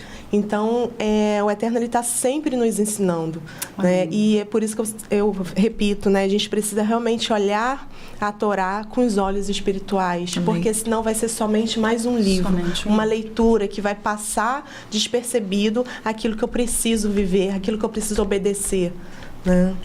Amém. Muito bom. Querem passar agora para... Avançando depois. Eu acho assim... Cada horário, né? A gente passa muito rápido. A gente pensa que não, mas e é muita coisa para falar. Bom, falamos sobre o capítulo 24, né, Dani? Isso, Fecha aqui. A gente pode falar. Michele 25, fechou aqui com o encontro de Rivka com Isaac, né? Sobre esse momento. E é tão do Eterno mesmo, que ama e se amou, acho que num primeiro olhar. Não, olha isso. Porque foi um casamento assim, ele não a conhecia, ela não a conhecia, ela não o conhecia, mas quando Eliezer relatou tudo, eu acho que o amor já se manifestou. Sim, sim. Né? Tanto é que de imediato ela diz que sim, então ela é uma mulher, ela foi honrada, né? Porque ela não foi forçada aquilo, né? E assim é o casamento judaico, e ele também. Tem uma perspectiva... Eu sempre saindo do romance. Tem uma perspectiva. Não tá tão bonito, eu tô aqui olhando pra Michele. Mas, assim, veja, lembra que quando ele compra Macpela, os homens chamavam ele de príncipe de Adonai. Eles tinham fama. Sim. Fama pelo propósito do Deus desconhecido, o Criador, e também no meio da família. Mas quando chega, eu creio assim, a gente até falou isso no episódio, por isso que eu estou falando isso, porque a gente falou sobre ela, ela já conhecia a história. Entende? Quem nunca teve aqui, pergunta a você que está em casa, que vai assistir... Quem vive com Deus, ele dá uns apontamentos assim na mente, passa umas coisas. Gente, o que é isso? Porque ele está preparando já você para algo que ele vai fazer, ele avisa. E provavelmente, eu fico imaginando assim, ela lá de longe, que é família. parentesco, tá de lá, sabe? Aquela fama Sim, já era, vai se passando, já ia né, longe. Exatamente. E talvez ela já se visse parte daquilo, ou que aquilo já era uma coisa que ela, nossa, esse Deus, Mas, né? mas exatamente, quando ela se vê ali naquela posição que é da responsabilidade dela, e por saber, já imagina ali, eu quero. Eu quero. Sim, Isso eu é pra quero mim. Isso é pra mim. E isso a gente não para pensar. Agora volta pro romantismo de novo, né? Vamos voltar. Quanto tempo ela não deve ter também pedido ao Eterno por um Talvez foi homem, por um desejo. varão, Um esposo. desejo, um esposo que Amém. fosse daquela descendência e que fosse um tzadik. E é como a gente, eu como mãe, né, de menina, eu oro. A gente ora. Sim. Né? Amém, ora amém. em relação a Com isso. certeza. Eu, assim, as minhas noras, né? Porque eu só tenho filhos, 3 homens. Eu sempre orei ao Eterno, Senhor, prepara mulheres, varoas, segundo o teu coração para os meus filhos. E Amém. que meus Amém. filhos também sejam homens íntegros, Amém. justos para cuidar das suas esposas. Amém. E hoje eu ganhei 3 filhas. Que lindo. Eu tenho 3 Baruch filhas. Amém. Lindas, que temem ao Senhor, que buscam ao Senhor também e que são bênção na minha vida. Amém? Amém. A gente já agora, se puder avançar. Vamos avançar. Vamos. porque eu sei Capítulo que- 25, a gente já está partindo para o final. A gente fala de descendência agora, né? Dos filhos mesmo. mesmo. Porque a gente vê que Abraão continua cumprindo o propósito dele, ele se casa e vai continuar e vai ter filhos, porque e a gente lembra, a gente está falando de uma geração que está bem mais perto da criação, né? Então eles carregavam mesmo o mandamento do se multiplicar. E aí aqui tem um ponto interessante que desde a primeira vez que eu vi essa porção me chamou a atenção. Porque, veja, além de tudo isso, a gente vê Isaac, agora ele vai proteger a aliança. Né? Ele vai proteger a promessa. Então, o que ele faz aqui? Porque isso aqui para nós é outra coisa importante. Irmãos, a gente precisa proteger a promessa. Algo que Deus falou, né? O Otávio sempre fala isso comigo, eu sou muito aberta a compartilhar. Às vezes Deus dá uma coisa, guarda. A gente tem que afastar, inclusive, né? Ele afasta dos irmãos o próprio Isaac, né? Então a gente vai ver aqui no versículo 6 que Abraão, então, às vezes é necessário afastar, né, a promessa de situações e até da própria parentela para que se cumpra. Às vezes você tem que passar por situações e desafios sozinho, sem compartilhar com seus irmãos. Isso pode acontecer, porque você precisa compreender como fazer para proteger a promessa. E nem a todos o Senhor dá o entendimento que deu a você, não deu a mim, não deu aos seus familiares. Que não aos vão nossos compreender parentes. Não o vão que você está compreender. vivendo, o Exato. tempo que você está passando. Exato. Né? Ele compartilhou com quem? Com quem já estava ali, que Eliezer estava imbuído disso, estava ali no propósito lá atrás. Agora, nós no capítulo 25, nós já estamos falando de um momento já final, perto dele mesmo ser sepultado, recolhido. Até o fim ele foi focado em cumprir, carregando isso até o final. Né? Ele já era idoso aqui, pessoas idosas, não, eu vou descansar, não. O repouso, resta um repouso para o povo de Deus na outra vida. São vidas, a gente tem vidas. E aí,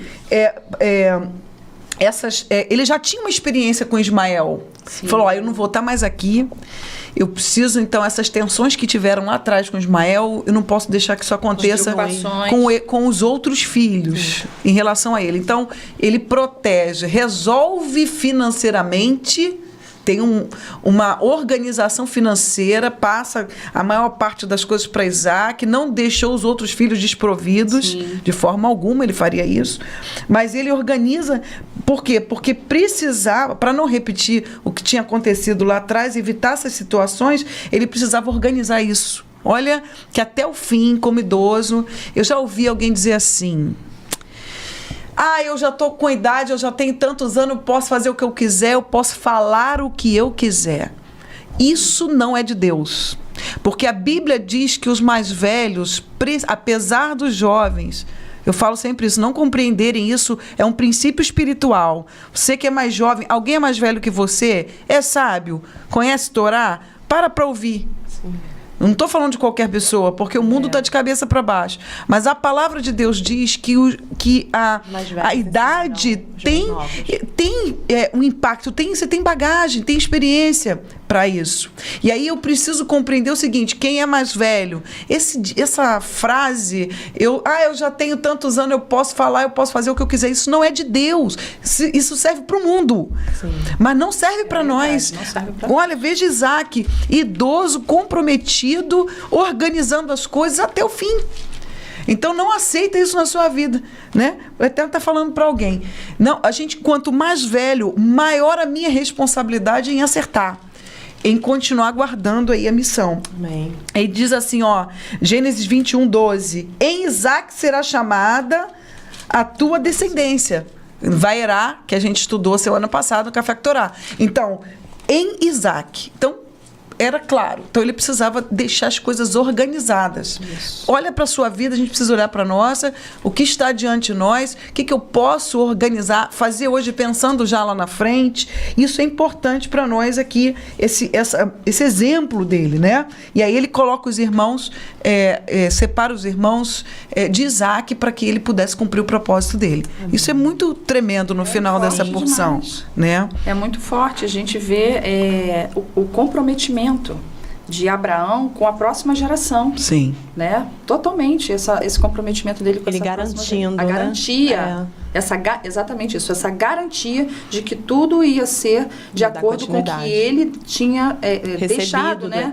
Recebido do Eterno, para que não se perdesse. Para que não se perdesse. E ainda assim, com tudo isso, a gente vê que ainda teve uns desvios lá na frente, mas mas o papel dele, ele fez. A descendência, isso, de ensinar. A descendência, né, que realmente prosseguiu nesse caminho aí, ela que fez cumprir aquilo que o Eterno deu a Abraão. Amém. Porque, na verdade, ele ensinou o caminho correto.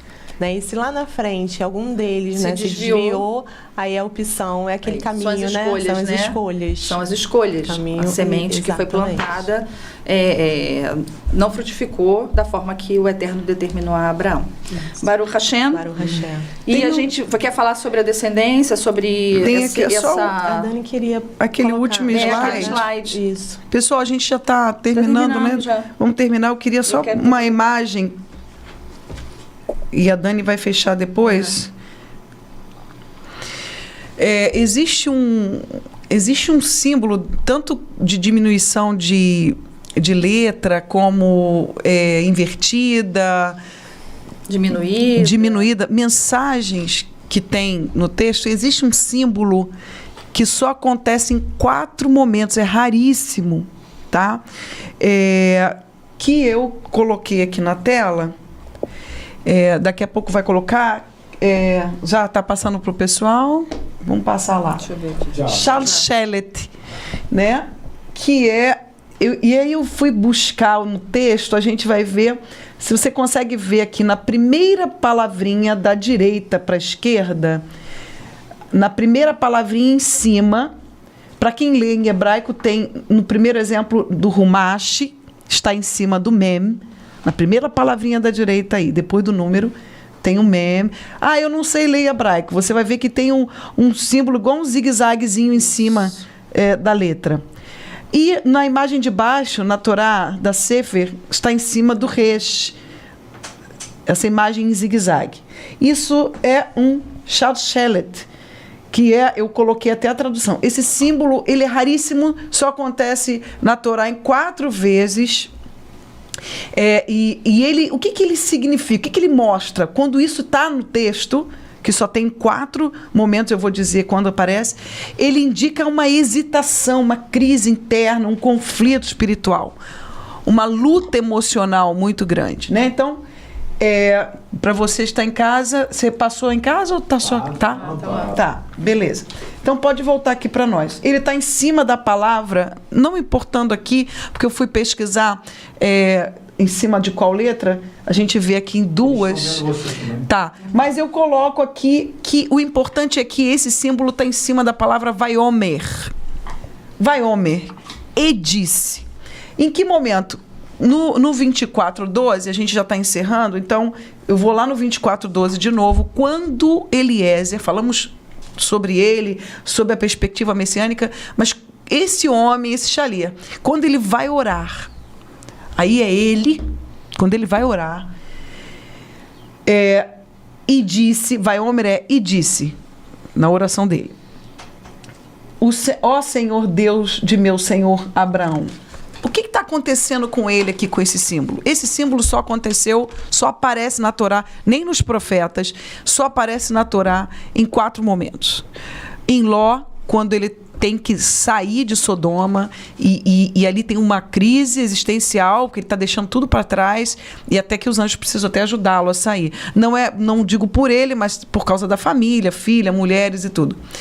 A gente vê isso com o Yosef, com José, quando ele está rejeitando a mulher de Potifar. Existe ali, com certeza, como homem, uma crise também de valores, de compromisso.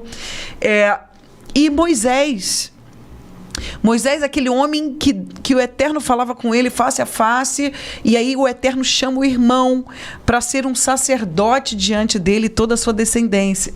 Então, naquele momento, e nesses outros exemplos, esses homens foram provados, porque como homens normal, né, são santos, tudo é lindo e maravilhoso, tudo que o Eterno fala, não. Houveram crises para cumprir a vontade de Deus em santidade. Qualquer coincidência não é o acaso. A gente vai ter crises, momentos difíceis que vão confrontar a vontade de Deus com a nossa vontade pessoal. E era isso que estava acontecendo com Eliezer. Mas por quê?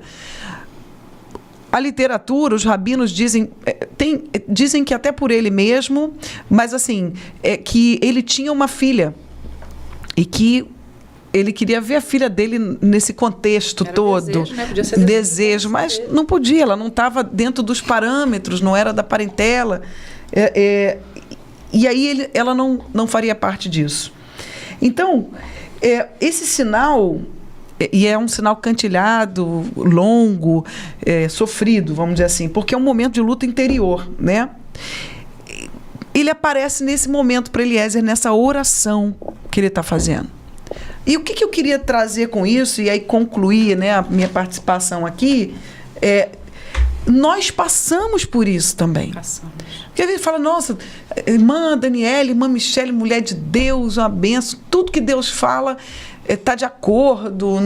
Não, mas há momentos que o Eterno coloca situações para nós que vão contra aquilo que a gente desejaria que acontecesse.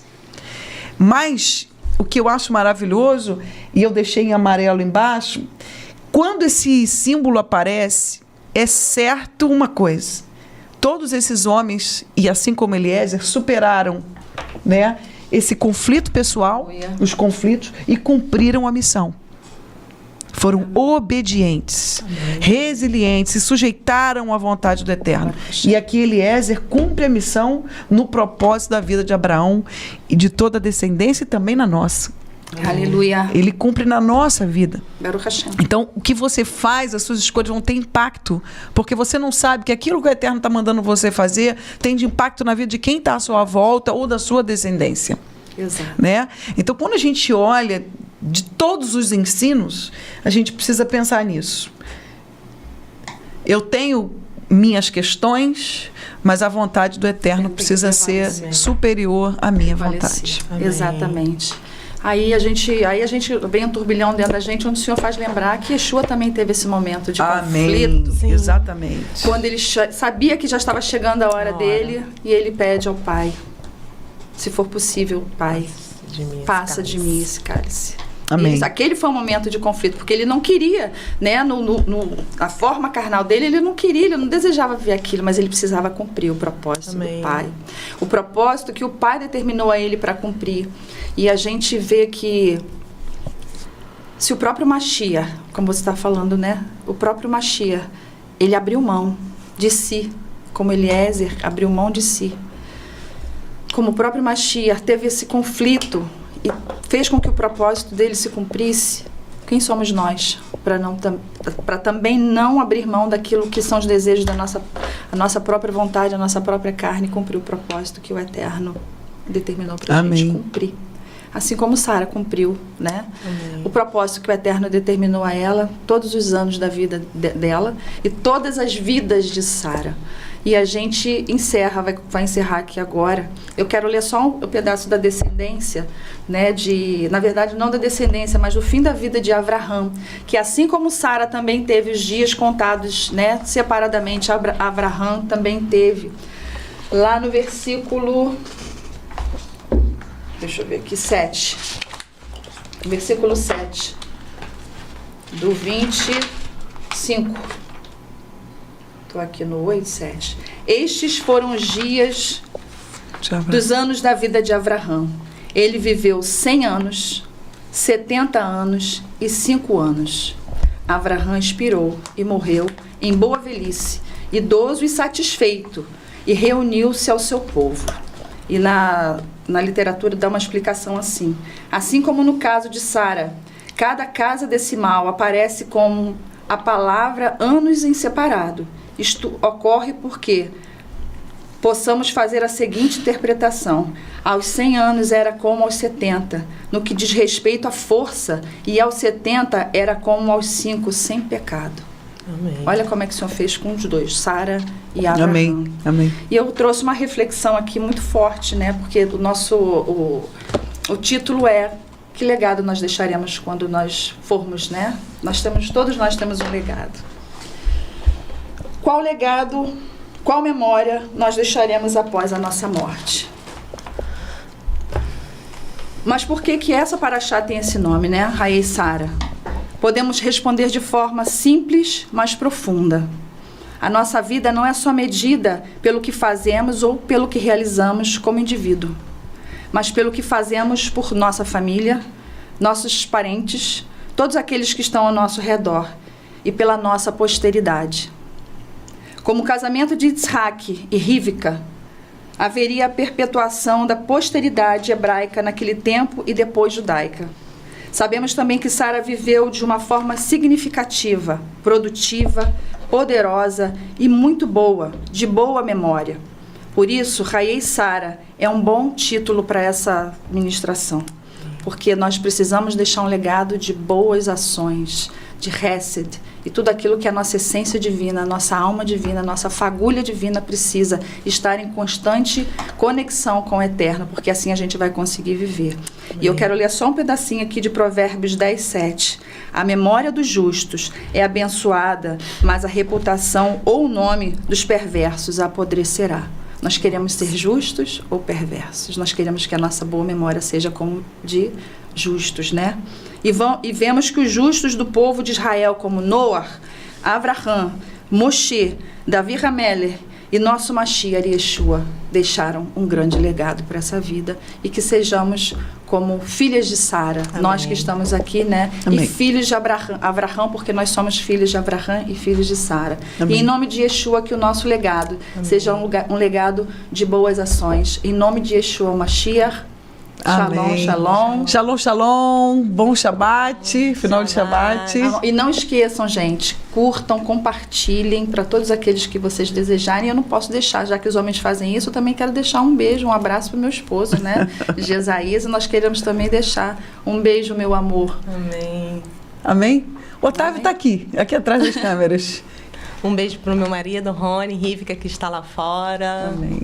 Bom, E queria amor. deixar também uma frasinha. Pode falar. Viver bem, então, é construir, né, aquilo que permanece, né? Ainda que a gente parta, mas vai ficar o legado. E então a gente precisa pensar e refletir que legado estamos que a gente tá deixando, né? deixando? Qual é o nosso propósito? Estamos cumprindo? Que fique de reflexão. Que fica. Amém. Amém. Shabbat shalom. Shabbat shalom. Tchau, tchau. Tchau.